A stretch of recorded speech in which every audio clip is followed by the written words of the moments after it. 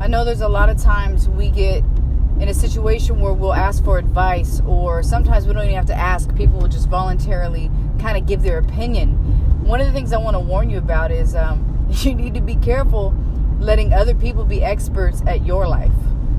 The reason I say this is because I don't think friends intentionally mean to do this, but a lot of times what they'll do is when you tell them about a situation, they will kind of go for the worst scenario possible and then try to reel you back in. For example, if you tell them, I decided that I was going to shift in my degree and go from, this maybe a biology major to a arts major, and your friends looking at you and they're like, what are you talking about? Biology has all the great paying jobs, it has all this, all that, but not once did they say, why would you want to do it? Is it something that makes you happy? Is it something that changed your mind?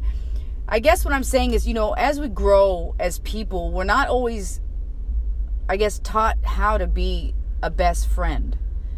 Not just for other people, but to ourselves. We don't really know how to dissect feelings or dissect situations. And so we kind of pull from people who we find a value in our corner, which brings us to a whole nother point. Like, you need to make sure that the people in your corner are feeding your soul and not just, taking up airspace in your life.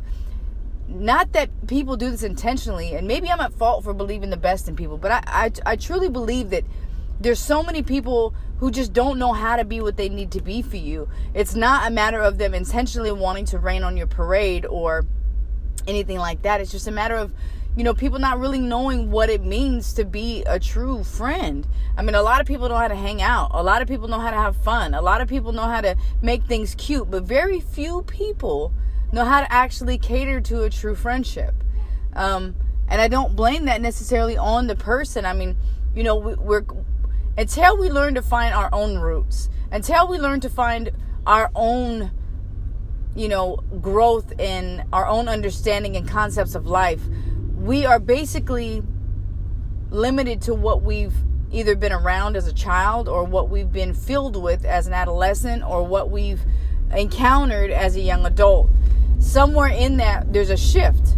There's a shift that takes us from all the things that have been the only part of resources to us going, hey, now I want to self-discover. Now I know what it's like to be a friend.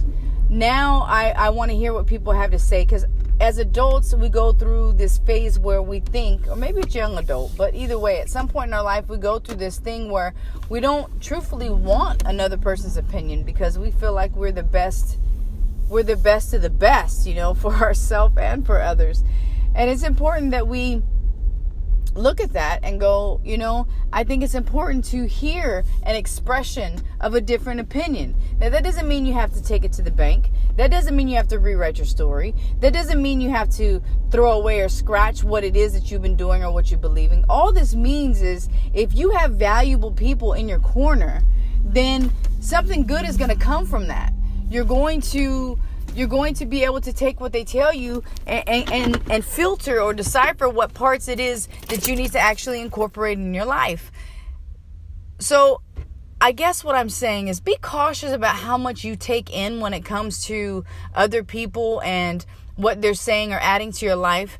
I know that sometimes we think that people have the best intentions, and they probably truly do. It's just that they're not really...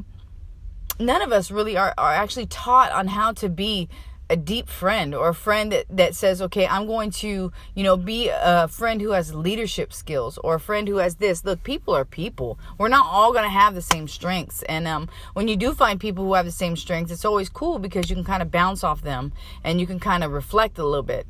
But what I'm saying is just be careful at letting other people be the experts in your life. For myself, not really being raised with siblings, it was like I didn't have to go through that. Well, my big sister taught me this, or, and I'm not saying that that's a good thing. I'm just saying that, sometimes we tend to follow the footsteps of the person who's in front of us. And when you don't have that, it can be confusing, but the benefit to it is the self-discovery. You have to walk a trail, whether there's somebody there or not. Now, when you have a mom or older sister or an aunt or a grandma or somebody there to kind of lead the way, you don't have to trip and fall as much. You can kind of see where the light has led them and you kind of follow that. So, and in that, I'm just saying that they will show you some things, but you have to remember that your story is unique. Whatever it is that you're going to do and whatever path it is that is going to be sustained by your footprints and your footprints only is going to be unique. So no matter what they did before you or during you or with you, remember that it's not going to be the exact same version. So be careful letting other people be the expert at your life. Guidance is key. And I would say that the best thing that you can do with that a lot of times is, create self-awareness. Spend a lot of time with yourself. We get so busy sometimes, or, whether it's us creating a busyness or our life really is just busy. And so we take away the opportunity to have quiet time and think time. And, you have to be comfortable with your thoughts. You have to be comfortable with the silence. In there, a lot of times you'll have time for self-discovery because some things will happen and some thoughts will come back to you. Some people don't like it. Some people are absolutely terrified of themselves, and you shouldn't be. You are a beautiful person. So you want to make sure that you allow yourself time to understand yourself. So I guess in a nutshell, be your own expert when it comes to yourself. You should know you. You should learn you. And you should love you. Now, I'm not saying don't have people in your corner who won't enrich you or enlighten you or be somebody you can bounce off of. But what I'm saying is the core of who you are is going to be developed and held by and maintained by you yourself.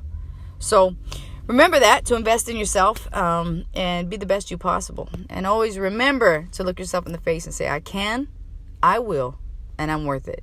Thank you.